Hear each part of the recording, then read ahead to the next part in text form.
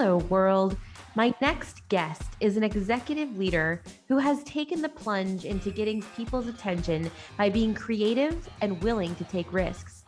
Please welcome Keith Messick, the CMO of LaunchDarkly, the first scalable feature management platform, which has actually been named on the Forbes Cloud 100 list, InfoWorld's 2021 Technology of the Year list, and the Enterprise Tech 30 list to the show.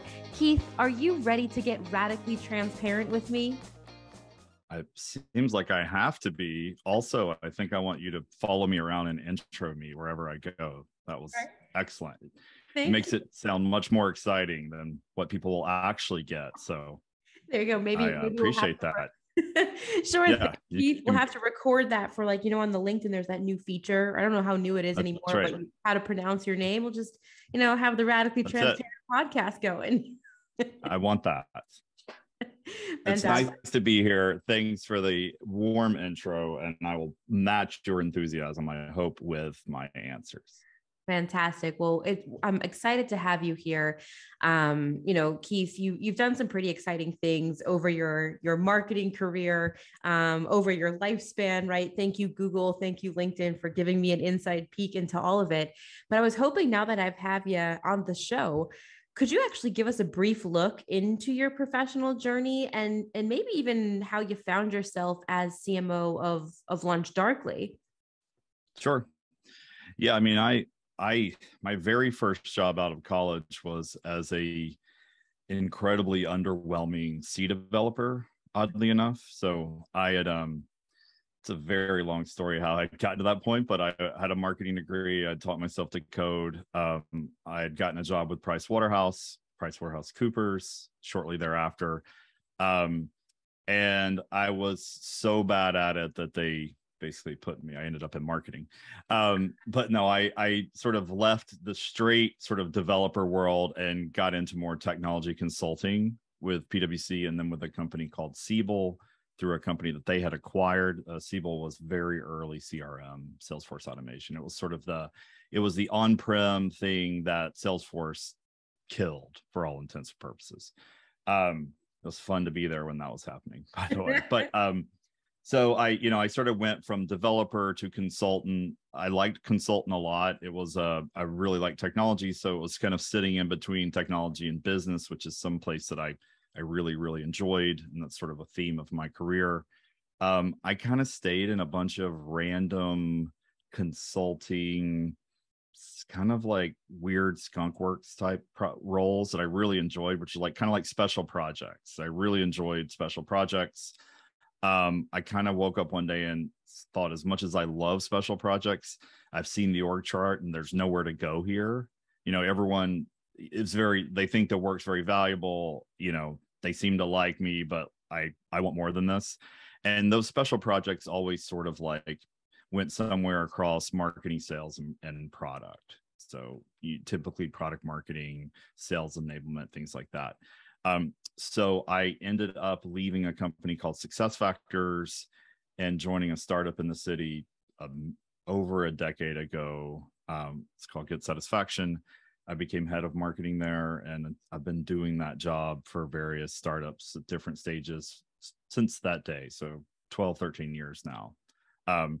So I think ultimately I like marketing. I think marketing is a problem solving role. If you think of sales as like a playbook culture, and you'll hire a head of sales or a CRO and they bring their playbook. What's your playbook?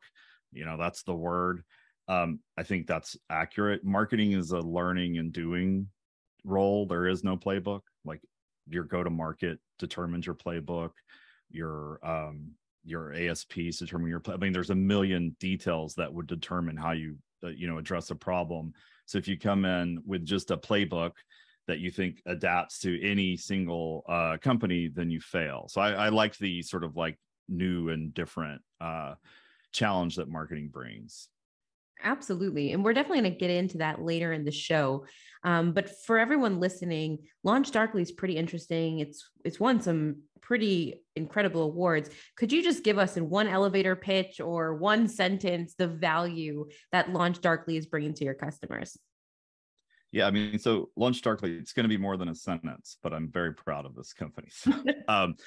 LaunchDarkly, I've been here a little over 2 years, so this all predates me, but the founders, Edith and John, created a category called feature management. We basically create software for software developers and sort of software teams. The way to think about, or the way we like to think about it, is if you think of every company as a software company, and I think we all agree on that. Your insurance company is a software company. Your food gets delivered via software company. You find a partner via software company, whatever it may be, right?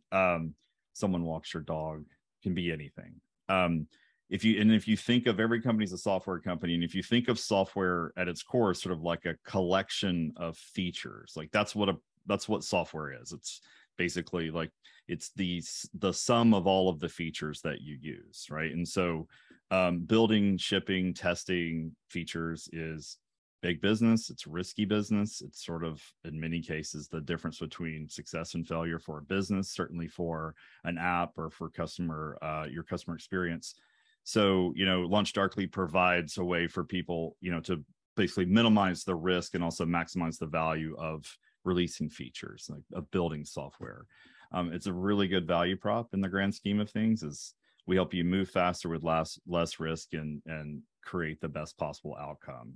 I didn't come up with that value prop. It's just sort of like in the DNA of the founders and the product. And so it's been very well received, hence the awards and things like that. We still have a lot of work to do. And this is the stage where execution is everything. But in terms of product market fit, timing, really good will with the developer community, the founders did such a great job with that. I've just been able to draft off of it. Fantastic. And if you're listening, you have not followed LaunchDarkly on LinkedIn, please go ahead and do so. It's a really interesting brand to be following. You're up to some pretty cool things. And, as you were explaining what you do and even your career journey, and I think once you even hit the seat of CMO, right, the role shifts, and you even kind of nailed it earlier on, right? Like you used to be kind of that managing the projects or bringing value in different ways. And then you get into executive leadership, just different. There's got to be something keeping you up at night professionally. And, in theme of our show, could you get a little radically transparent with us now at what that might be? Sure. Yeah. I mean, we're late stage growth, so we're officially pre-IPO. So at this stage, it's somewhat reductive, but in the grand scheme of things, the problems are all people and math. And if you just look at my day, it's usually people in math. The math is pretty simple. It's second grade math, but the math is really important. So, I mean, trying to make models work, building models, building gap plans, like it's a lot of spreadsheets is the job. I think that's one thing that people don't understand, especially in B2B.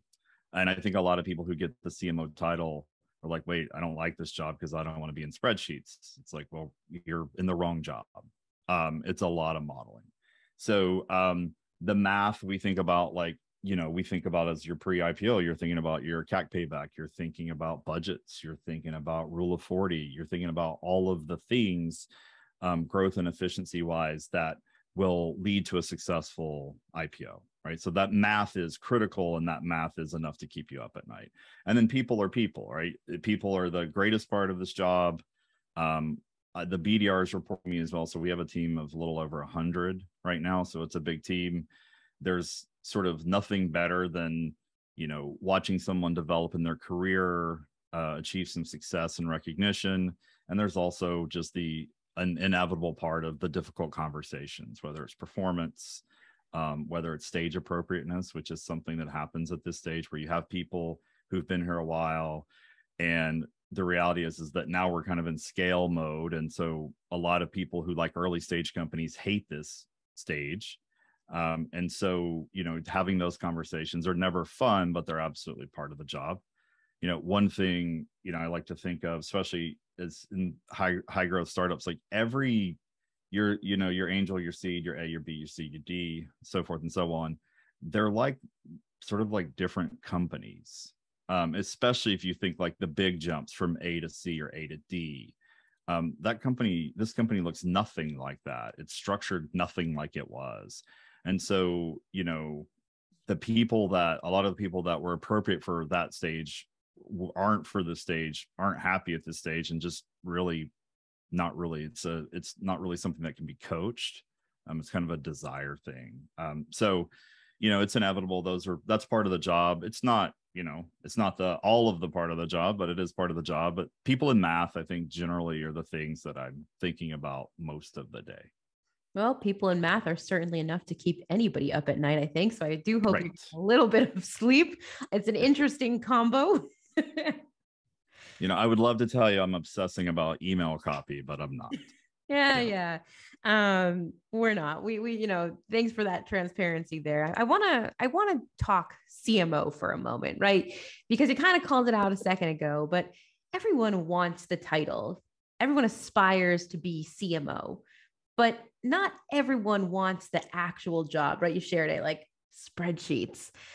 What are some of the key elements that you feel make up the role that is often lost with the glory of the title? Sure. Yeah. I mean, I don't think it's just the CMO title people want. People always want the title above them. But not everyone wants the job that comes with the title, right? They want the pay, they want the recognition. I get it.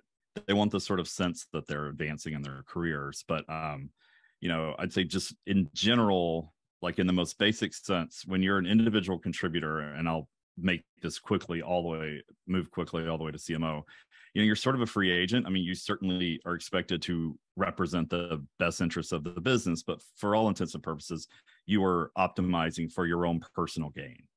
Like, that makes perfect sense. You become a first line manager and suddenly you're advocating for yourself and your direct reports, right? So you're optimizing for your own personal gain and the gain of your employees. Now, again, all under the umbrella of doing what's right for the business. Like the assumption here is that that all of this lines up to what's best for the actual business. You get further and further up the ladder, and suddenly you're advocating pretty hard for the company and yourself and your team, right? And so at any given moment, like, there are things that you'd personally love but make no sense for the business, so you don't do, right? You have to advocate on behalf of the business. And I think that's something that people don't really understand. And also, just as a general rule, the higher up you get, it's just natural that, like, not everyone's going to love you, and that's a problem for a lot of people. Like, you have to, I think it's like this Steve Jobs quote of, if you want to be popular, sell ice cream. You're not going to be popular at the top with everyone. It's just impossible to do. Someone will find some reason to not like something you've done, a decision you've made, et cetera, et cetera. So I think there's just some basics that people don't think about when they think about getting promoted through the org. If I think about the job in particular, marketing sits in the middle of sales, product, strategy, and finance. I mean, marketing typically owns strategy, or for all intents and purposes does. So it's at any given moment, you're trying to take a product to market. You're trying to handle all the comms around that. You're handling sales enablement of that. You're the expert on sales calls, oftentimes when it related to a specific industry or a specific new product. And you're sort of representing, the finance team and the company in general, math, as it relates to your revenue model, go to market, your expenses, efficiency, et cetera, hiring plans, all of the above. So I think a lot of times people just think of it as like, oh, the CMO, it's just, you're the chief marketer. Yes, technically, but it's sort of like an operations strategy, finance heavy job. You're interacting with the board, you're interacting with the other execs, you're representing all of these disparate things. And I think that's a big surprise for people. So I kind of think, like, if you don't like models and forecasts, I think it's really hard to be a good CMO in B2B. Like, I just do. Like, I think you'll always find a situation where someone knows more about your business than you do. And that's never a good place to be. So I think one of the things I would tell my team is, like, and, my team will sometimes someone on my team will ask me a question, and I'll answer this in the nicest way possible of, like, I hear your question, but what I actually hear is you just don't understand the business. Like, that's the problem. The problem isn't what you're saying. The problem is you don't understand how we budget. You don't, and that's fine. I can help you there, but like, you got to understand the business. If you don't understand the business, the ins and outs, then you're just like, what, you're putting pretty pictures on the website. That's not that interesting. And we see many CMOs, especially in tech companies at various stages, where they just want to be the chief brand officer. They want to be like, it's that they just want 1 million Twitter followers, or they want to hang out for 6 hours on LinkedIn and write ridiculous inspirational statements.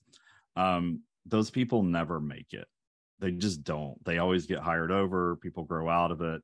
And it comes down to someone just not understanding the business. And so they wrap, it's just sort of the lipstick on a pig problem. Like, I don't understand the business, so I'm just constantly trying to, wrap this thing in, kind of a bunch of bullshit, just to be honest with you.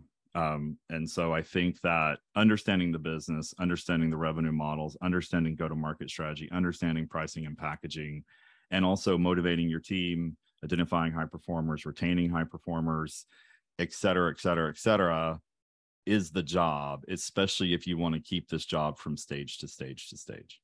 Absolutely. Long answer, but I have lots to say there. Listen, long answer, but I think a critical answer, because we know, right, when we see CMOs, you can just look on LinkedIn, you can definitely keep me honest, but the average time a CMO usually spends at an organization is about 12 to 18 months. So I think what you're saying, yep, proves to be true if you go and even look at many marketing leaders, longevity at a job. So I would 100% agree that in order to stay, year over year or in different growth periods of the company, you do, right? It's essential to understand the business in which you're operating. Yep. Yeah, no, I think it's the piece that people miss. It's like it becomes a fairly administrative job, which is, no one loves that, but it just is what it is. I mean, like, we have 100 people. Am I going to write email copy today? Like, probably not. You know what I'm saying? Or edit an ebook? No, you have to hire people for that. So I think there's a big part of it is hiring well, and leading that team and trying to, make them as autonomous as possible, but giving them guardrails so they don't feel like they're out on the ledge. So this leads me nicely into my next question for you, because I think there's leadership styles of all kinds, right? Different strokes for different folks. But I think once you're at the top, if you will, it has to be pretty impossible. I think I might know 1 or 2 people who, maybe have the ability to have the insight into what's going on at all times, 24/7, with every nook and cranny of the business. But I do believe that if you try to micromanage, you will fail. But on the flip side, right, we're seeing a lot of articles coming out of the Harvard Business Review and other publications where, undermanaging also isn't serving you well. So where do you, as a leader, focus your time, and how do you create that balance and monthly view of your team and of your organization?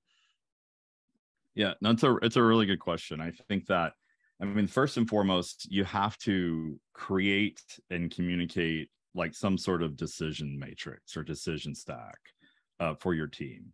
And you have to stick to it. You can revise it over time, but and that basically says, here are the decisions that I have to be included in. Do not make this decision without me. And here are the decisions that you can make on your own. And here's how to determine which one it is. And it's usually risk or impact, visibility, and also just kind of like, how confident are you in that you have the right answer, right? Now, people tend to bias towards overconfidence, so you have to check that. But if something's very highly visible or high risk, I have to see it, because those are things that just can't be surprises. So I think that communicating that to your team of exactly, and again, it's specific, like, here's the situation where I have to be involved. Here's the situation where we should fully delegate. And here's the situation where we should partner together and solve this problem, right? And I think that is step number 1. I think it's really hard for people because in your heart of hearts, you don't really want to let anything go. But at the same time, you get annoyed by trying to keep up with everything. So, this is, I think, one of the big leaps that people have to make is hiring well and starting to trust, and coaching and developing when things go poorly. But, the other thing I would say is undermanaging is a great point. Like, you don't want to leave people just hang them out to dry, and so I think you can't just hire people and say, and I think companies do this a lot of times with the best of intentions. They just sort of throw people into the deep end and say, like, sink or let's swim. hope you make it. Right. I mean, I think that sucks, even at the highest level. Like, I just think like it's just a really terrible approach. So I think we try and get people settled, make sure they understand their roles and responsibility very clearly, understand the decision-making process. And then it's just a lot of performance management checking in, coaching, et cetera, et cetera. From a monthly standpoint, like, we're really data driven here. So like I always know the results in real time. And that's an everyday thing in terms of tracking trends and things like that. But overall, we do a good job. We're remote for the most part. We have a large team, so it's a lot of communication. It's a lot of using Confluence and Slack and all of these things, Loom and Zoom and everything else, so that we can stay in touch with each other. I love it. And I couldn't agree more. So listen, I want to jump to something, right? I've been hearing a lot, whether it's from my colleagues or peers in the industry, right? But oftentimes marketing teams, we're struggling, right? We're struggling for resources, and we tend, right, to blame the lack of access to resources, whether it be budgetary or whatever else, for the lack of creativity being brought in, or the lack of ability to execute on, big ideas. I know that you've openly said once, resource constraints make a team scrappier and inspire creativity. And I love that. I actually wrote that down, on a Post-it, old school style, and I placed it on the bottom of my monitor because it resonated so powerfully. Could you walk us through where that quote came from and kind of give some advice maybe to some of us marketers who fall into that kind of, I guess, mindset or slump of, if I only had more resources, I could do X, Y, and Z? Yeah, no, the quote is something I basically adapted from Jimmy Iovine quote, and I think it was related to, it was in the documentary about Jimmy Iovine and Dr. Dre. And Jimmy Iovine, I think, was talking about the Tom Petty album, Damn the Torpedoes, or something like that. And just in general, he had viewed that the more options you have as a producer or as an artist, the lower quality your product, the end result will be, because you've not had to make any trade-offs. And like, he's specifically talking sort of like a soundboard. If you have 4 tracks, you have to make trade-offs. If you have 12, 16, 24, you make fewer and fewer, but ultimately you end up at 48, 60, whatever. And you can do anything. Like, someone's like, I think we need a French horn. And you're like, I've got room for that. Right. And maybe we just didn't need the French horn. And that's how I think about business in general. It's not just marketing, but certainly when I think about companies at this stage, there are constraints. Like, the math isn't infinite. Everyone doesn't get everything they want resource wise. They don't at any company, but we just think of the scale. It's like hard to imagine anyone at Procter and Gamble not getting what they want because it's so big. But I assure you that someone didn't get what they want. But at this stage, of course, like, you have to make trade-offs, and the trade-offs aren't just within marketing. The trade-offs are like, we have, money in the budget, and who could put it to the best use? Is it product? Is it sales? Is it marketing? You know what I mean? Is it headcount? Is it program spend? Those debates are one, I think, where that is the job ultimately. And it's how you arrive at sort of the best possible outcome. Now, as it relates to marketing in general, I just like to think of like, like, you're always trying to find leverage in marketing in early stage companies, because there are just constraints, right? You have all these ideas, but you couldn't implement all of them if you tried. I think of creative as leverage. So I think of experience as leverage. I think what it looks like, what it feels like, what it sounds like the emotional hook it gives you. I think this is really important. And I think it's incredibly important in B2B and often overlooked, though probably less so these days. And so the way you make something compelling is by not giving infinite budget to it or infinite resources. You make a small team have trade-offs and come up with something really compelling, and then you sort of dissect it and try and pull it apart, put it back together. But what happens is if no one feels like they have constraints, they'll just ship any idea, because why not? Doesn't work, we'll just ship the next one. And I think that's a pretty slippery slope. And I think that what happens in that situation is like no one's really being very critical when they think about the business. And it's also, I think, like a direct line to that mentality is also not understanding the business, which again is my number one thing. You have to understand the business. How do we make money? Do you understand that? So yeah, I just feel very strongly like when you limit the number of options that are possible, you end up finding the best option. I love that. I seriously love it. I think underline, explanation point, right? It's such a powerful sentence, a powerful mindset to have as a marketer. And it kind of leaves me right. We have two more questions left. And one of them I've been dying to ask you, Keith. What, in your opinion, is good marketing, or what does good marketing look like versus, excuse my French, bullshit? Yeah, I mean, there's a lot of the latter, I think. First of all, I mean,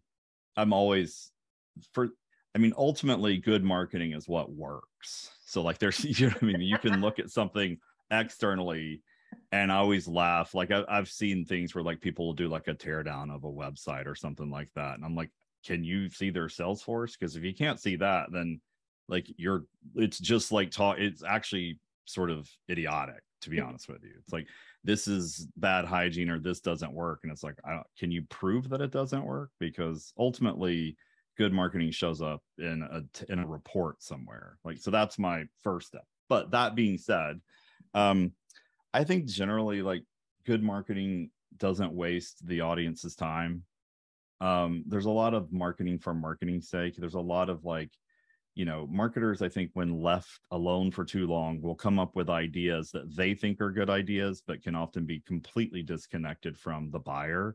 And we'll see this all the time. I don't want to name names, but I've seen it. You've seen companies that could, they're selling something to like, they've created software for like a blue collar industry. Great idea, right? These are very typically underserved industries. You pick one: plumbing, AC, truckers, I don't know. Huge market, great TAM, like checks all of the boxes.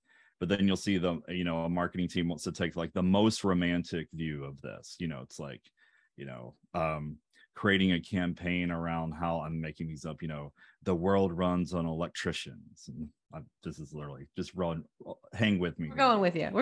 And meanwhile, and it's like, it's got, a great voiceover, this video, and it's got really compelling music, and it's like, I'm ready to cry.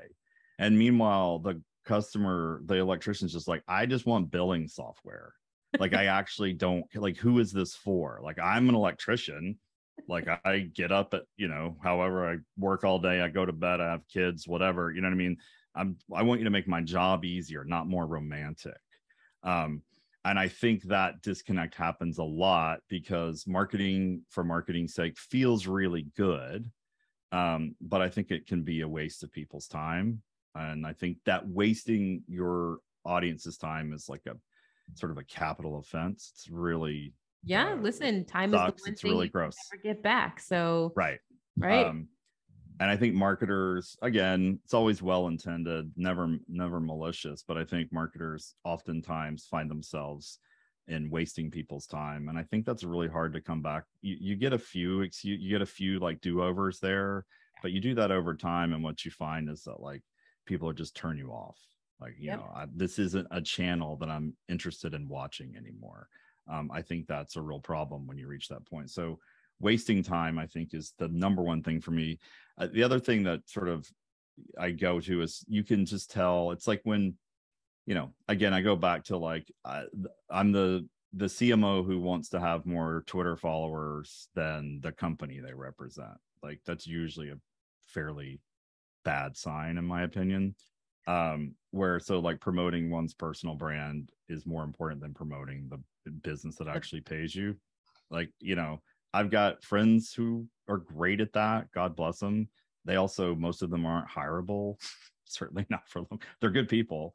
That doesn't really get me super excited. I'm excited when people are marketing the business really well, the product really well, their customer stories really well, those things, and not wasting people's time. And we all get our time wasted. Like, you get emails, you get weird retargeting ads, so I think really being careful of that is the most important thing. Agreed. Last question for you, Keith. So I love learning about our guests in a meaningful way. And I was looking over your LinkedIn profile, and there's a lot of interesting pieces of information about you, what you've written, what you've done.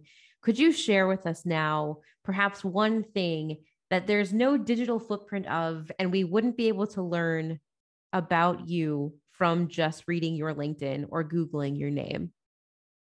It's a good question. I'm trying to think. I'm a really lifelong, really obnoxious Alabama fan. So Alabama football, really obnoxious. Apologize in advance, but I was raised that way, so it's not my fault. Are you from Alabama originally? Yeah, my family is all from Alabama. Okay. I love barbecue. I sort of like I can talk for hours on barbecue and for minutes on marketing. So I like marketing as well, but I really like barbecue. So, I'll have to introduce you. Our CEO loves barbecue. Yeah. Let me throw this out there. This one's for you, Daniel Kushner. What is your favorite barbecue of all time? It's a good question. It's a very hard question. Depends on the type, but I grew up going to this place called Country's Barbecue in sort of Columbus, Georgia, Phoenix City, Alabama. That one will forever be near and dear to my heart. Dreamland in Tuscaloosa, again, sort of set and setting. It's go there on game day for the Alabama game. It's pretty special. There's other places, Archibald's in Birmingham. I usually like Austin barbecue, but usually like out of a food truck. Like I hate standing in line for things. So there's a lot of good like beef rib, hot link options in Austin. I could go on and on. The Bay Area has particularly terrible barbecue. I haven't been to Horn yet, but I've heard it's good. I'll probably give it a shot at some point. But the Bay Area loves lines. It's like really something I just can't get behind. Well, we'll have to make our way to Alabama to give that barbecue a try, because we are huge fans. If anybody wants to speak with you more about the life of a CMO, connect, learn more about what you're up to, what's and where is the best place to reach you? They should just call you, and then you can do that whole intro for me again, and we'll see how it goes. No, just reach out to me on LinkedIn. Seriously, I'm happy. I'm there. I'm not there that frequently. LinkedIn is an absolute dumpster fire. Quote me. But yeah, that's the best place to reach me for sure. And, I'm always happy to try and be as helpful as I can given time constraints. But yeah, for sure, connect. Keith, it was a blast. Thank you so much. Yeah, thanks, Jen. It was great to meet you and do this. Thanks for tuning in to the Radically Transparent podcast, brought to you by Oktopost, the only social media management and employee advocacy platform architected for B2B. I'm Jennifer Gutman, your host and director of social strategy here at Oktopost. And if you love today's show, we'd love if you subscribe, rate, and give a raving review wherever you get your podcasts. For more discussion on B2B social media marketing, be sure to follow Oktopost on LinkedIn. And of course, to gain access to all our free social media marketing and employee advocacy resources, head on over to our website, www.oktopost.com. Until next time.